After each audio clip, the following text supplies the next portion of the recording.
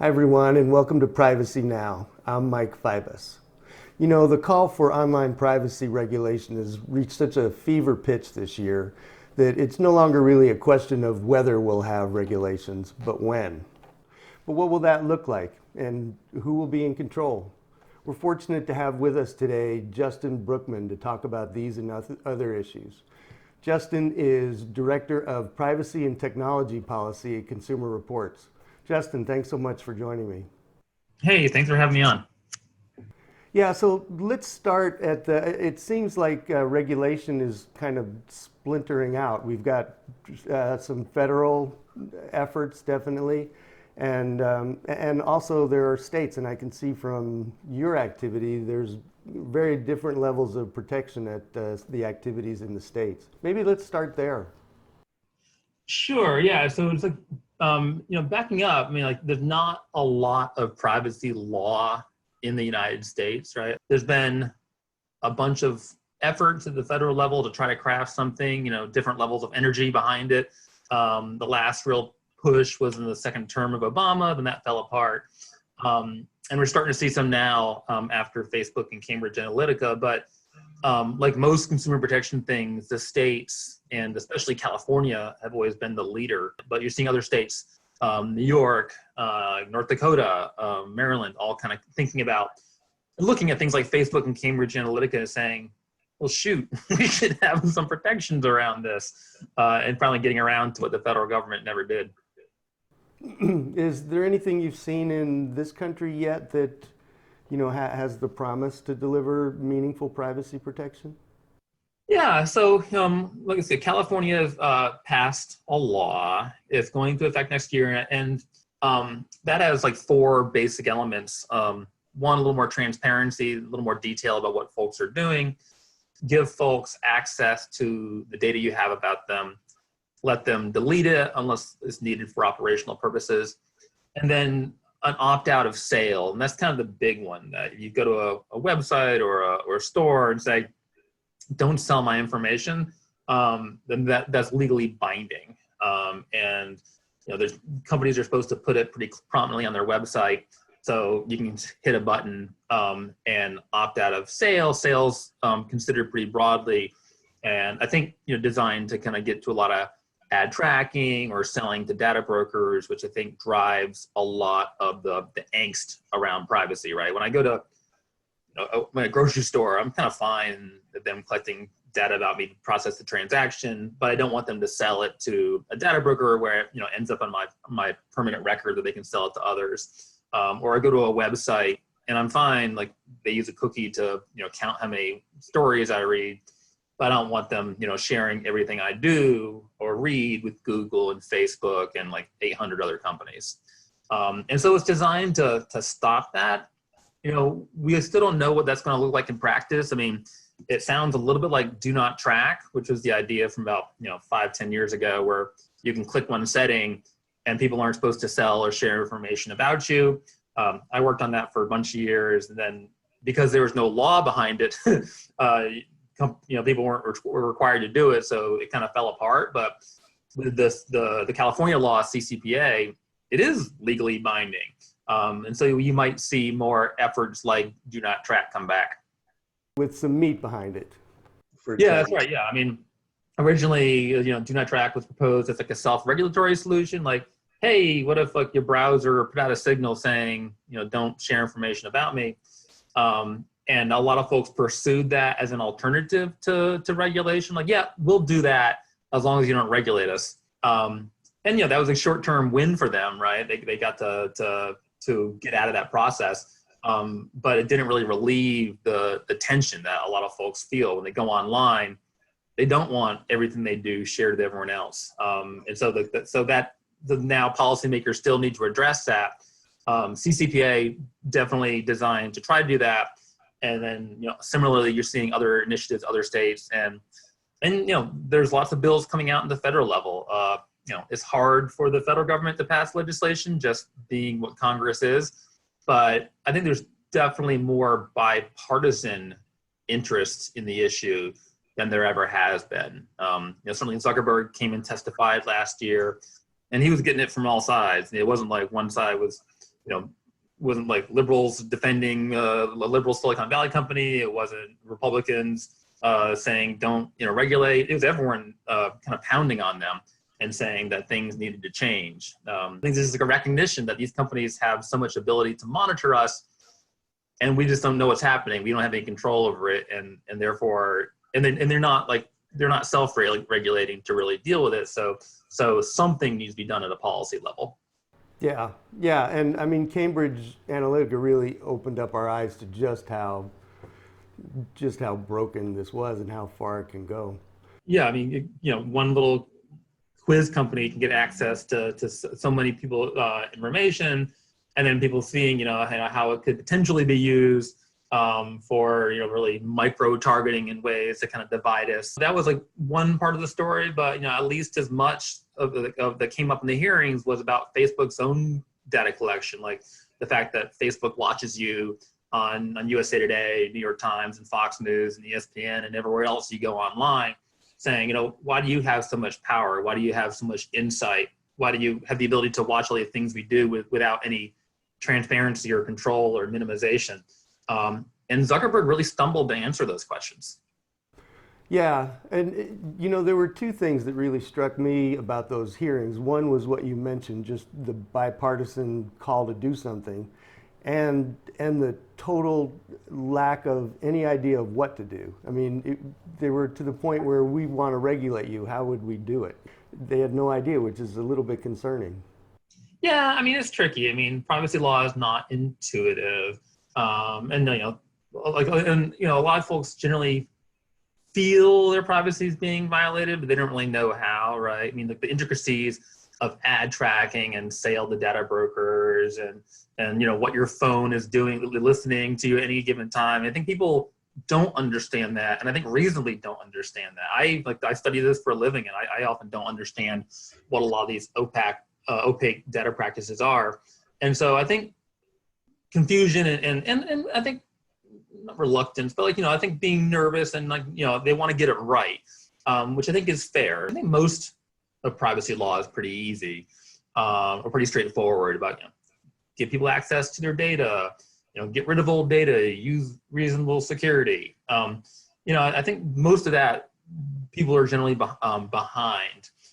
It's like the control element, or whether some of this sharing should be prohibited by default, or if it's not, how do you opt out at scale, right? And that's kind of the do not track question, like where it needs to be like one button if you're going to go to an opt out solution. That's like a tricky part, and I think I've spoken with a lot of folks on the Hill who are working on this, and there are a lot of thoughtful people who are trying to get it right. Again, political momentum being what it is going to be tricky. But I think because you're seeing so many states active, I think you're seeing less resistance from companies who are like, oh, well, maybe one federal solution is better than having 50 states out there. Right. And I mean, that's a nightmare to try and comply with. I mean, if I live in Arizona, but I come visit you in DC, now who regulates that? Yeah, and I think that's a legitimate concern. I mean, you need to preserve the ability of a state to protect their citizens. That's fair. But I think whatever federal law passes, there will be some degree of preemption, and it maybe depends on how good it is. And I think that's reasonable. You certainly don't want different state laws requiring having contradictory requirements, right? So if Arizona says ban it and another state says you have to have an opt-out solution, and it's not entirely clear which one to apply, there are definitely fair concerns about that. But again, I think everyone's pretty much agreed this is a real problem that needs a real solution. And so I think whatever comes out of the federal level, I think is going to probably be pretty robust. It's pretty hard to forecast a time frame for that, given all the politics. But we do see on occasion, this spring we're seeing too, some bipartisan, 97-3 kind of votes. And so there's definitely an appetite for that, and maybe this could sort of fit in at some point. Yeah, I think that's right. I mean, like the California law passed unanimously or pretty close. And then, whenever they have a vote on it at a state level, it tends to be pretty universal because no one wants to vote against privacy. Sometimes, a majority leader won't bring it to a vote, right, in order to avoid an embarrassing vote. But it's popular, and it's popular at state level, it's popular at the federal level. I think this year with the divided Congress and President Trump, I think the goal of that, I think the folks on the Hill legitimately want to deliver something. I think it's definitely an uphill road, but it's possible. Again, one, because people universally want it and there's recognition that what's happening now isn't good enough, and then two, the alternative is states doing their own thing. So there's challenges, but there's also a lot of push behind it to get something moving. Okay, all right, good. We're all very exposed to Facebook and that story and the seeming resistance by Facebook to sort of acknowledge what privacy is, I think, to start with. And then as you look farther, there's definitely an effort by a lot of the other big companies to say, no, we recognize privacy as a basic right. I think Satya Nadella brought that up at their conference. Google did the same thing. And how much of these things do you see as just sort of saying the right thing, lip service, versus actually doing the right things? Yeah, I think it's a continuum. Certainly Apple's been one of the ones out there the most, saying privacy is a right, and our business model doesn't require a lot of ad tracking, and I think definitely affirmatively using that as a differentiator. But then by the same token, now everyone's saying it, right? Like you said, Google, Microsoft, Facebook, Zuckerberg saying, Facebook privacy is a core value to us. So I think there's definitely some privacy greenwashing going on. But that said, the fact there is increasingly a market for it, and that's something that consumers are more and more asking for, which is actually why we're at Consumer Reports. We're starting to build privacy and security into the scores that we give to products, right? Consumer Reports is always rated like cars and TVs on like how well they work and how well they run and how long they last and how intuitive the controls are. But now, because there's been a lot of popular pressure for wanting to know more information about it, and right now people aren't empowered to make decisions about it, we're starting to score them on these elements, again, to kind of help push that market. And I'm not sure that the market solution is going to solve it by itself, especially for things like security, where a lot of the costs are felt elsewhere. Like if I have bad security on my computer, it's bad for everyone else. So there are externalities to consider. But I do think that providing more information to folks who are otherwise kind of desperate for it will help matters. And it's good to see companies starting to compete, and at the very least, like enunciating it as an important value, which again, like, Facebook's saying it now, 5-10 years ago, they weren't, or they're saying that privacy is bad, sharing everything is it's platonic ideal. I think there's at least now a recognition that that's not the case. Another thing that I'm seeing, that we're all seeing, besides the call to privacy regulation, are companies that are rising to make a business out of this. Helping you navigate your way through, being sort of the arbiter of, no, this policy is not fair, we're going to watch out for you. And I'm wondering, too, that's, there's definitely a market for the lip service, as we talked about. There's a rising market now for protection, from the private sector as well. Have you been following that? How do you see that playing out? Yeah, I think you are seeing more and more services to kind of help people manage their privacy, which makes sense, right? If you wanted to dive into Facebook's and Google's and Amazon, all these companies' settings on your own, it would take forever, right? I know Carnegie Mellon did a paper about 5-10 years ago where, like, if you went through and read every privacy policy of every website you go to, it would take like a month of the year, and you wouldn't learn that much, right? Because privacy policies don't say a whole lot, because they're designed to not convey information, but to avoid liability, right? And so, we're definitely trying to play some of that role to kind of help people control their privacy. But if we're glad to see other folks doing it too. I mean, you are seeing services like DuckDuckGo as an alternative on search. You're seeing a lot of the competition on the browser side, right? Where Safari has always been pretty aggressive at implementing technologies to limit tracking. Brave is a browser that a lot of folks use that tries to come up with alternative funding models and protect and to limit ad tracking. And Firefox, I think, has been moving more aggressively into limiting a lot of tracking technology. So you're definitely seeing it there. But yeah, I think we're starting to see some more intermediaries kind of help you, manage like privacy more broadly. It's a little bit tricky because, in order for that to really work, companies would have to kind of offer up APIs to say, okay, here's where, you can use someone else's software to manage your settings. And companies aren't always willing to do that, right? I don't think Facebook wants to create an API where I can have some software like in a snap make all the privacy optimal decisions for me. Same with Google, same with other companies. And there aren't a lot of interoperability mandates under the law right now, but just like you're kind of seeing some thoughts around privacy requirements, you're also starting to see some talk about some degree of interoperability requirements. One, so you can kind of port your data from one service to another to kind of add some more competitive pressures to the landscape, but also to make privacy more manageable. If you can have some user agent or some artificial intelligence acting on your behalf who can kind of intermediate these things for you. You can certainly imagine having a smart hub at home to kind of control what all the little devices in your house are monitoring and collecting about you. And so, my smart TV, the default controls might be that it watches everything that I watch and reports home to LG everything that I'm watching, which I think is actually true.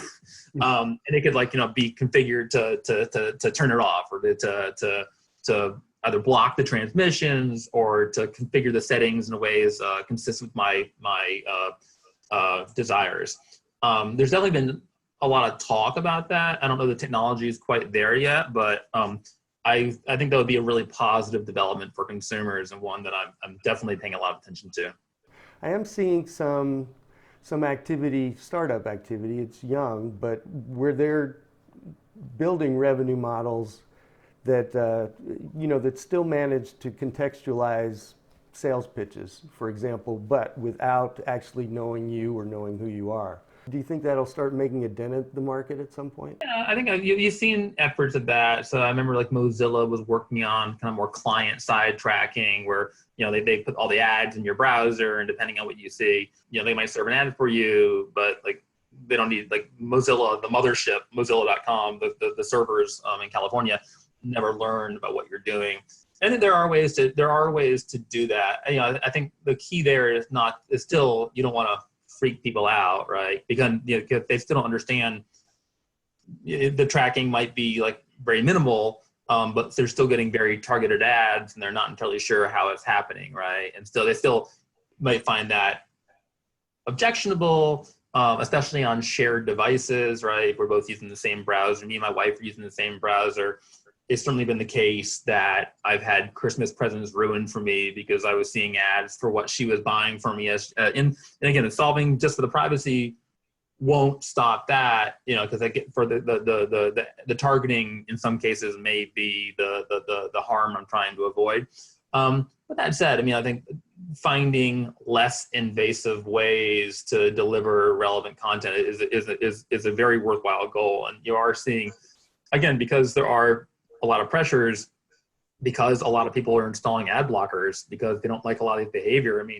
The ad blocker numbers continue to be pretty astounding, as an indication that people just don't like a lot of this behavior. And so I think people are forced to consider other models. Right. Yeah, very good point. And we're almost out of time, Justin. I wanted to ask you, what can't you believe I didn't ask you yet? I mean, I guess one interesting issue that kind of comes up is the intersection between competition and privacy, and whether how those things are linked. There's been tremendous concern about increasing concentration of power, certainly in Europe, but also at the federal level, and a lot of it's about non-tech and medicine is a huge issue. But it's a big issue in technology too, that these handful of giant companies have incredible amount of data about us and have outsized power over our lives. They decide what news we see. They decide is like a lot of our online experience or offline experience too, to the extent that we're putting these things in our homes. And so I think there are some important overlaps there. One way they overlap, and you're starting to see regulators react to, is these kind of take it or leave it agreements. And as a lot of companies did in response to GDPR, they would force folks through this consent saying, okay, you can use our service, but you need to agree to a bunch of tracking. GDPR says they can't do that, but nevertheless, companies did it and no one told them they can't. But the German competition regulator said that Facebook especially can't do that because they're a monopoly, because they're almost an essential service, or there isn't an alternative someone can go to. So it's not a real choice. And I think that's right. I mean, to the extent that there aren't alternatives out there, you're not really making a market choice to spend with your data or to share your data with someone. If it's always the only way you can communicate with your friends and family. So I think that's an important element that folks are starting to grapple with. There may be other ways that privacy and competition overlap, but these are two areas where you're definitely seeing a lot of fast-moving policy that folks recognize. These are two giant concerns that are at least somewhat related, and there are probably others in there as well. But part of this overall kind of zeitgeist of concern around these big tech platforms. Yeah, that's a good point. And I mean, it is akin, I guess, Facebook, of having the water company say, yeah, in return for us turning on the water, let us track you. I'm not sure we give bipartisan support on that, but No, that's right. I think that, if a cable company or like the utility company said they need to install cameras in all our houses to watch how we use lice, I think people would understandably rebel against that, and think that was inappropriate and disproportionate invasion that was the terms of which were dictated by a company who I have no balance of power against. Like, I can't say no to. And I think that's increasingly the case with big tech companies too. yeah, yeah, no, definitely. Justin, thanks so much for your time. This was great. I really appreciate it. Thanks. I enjoyed talking to you. Great.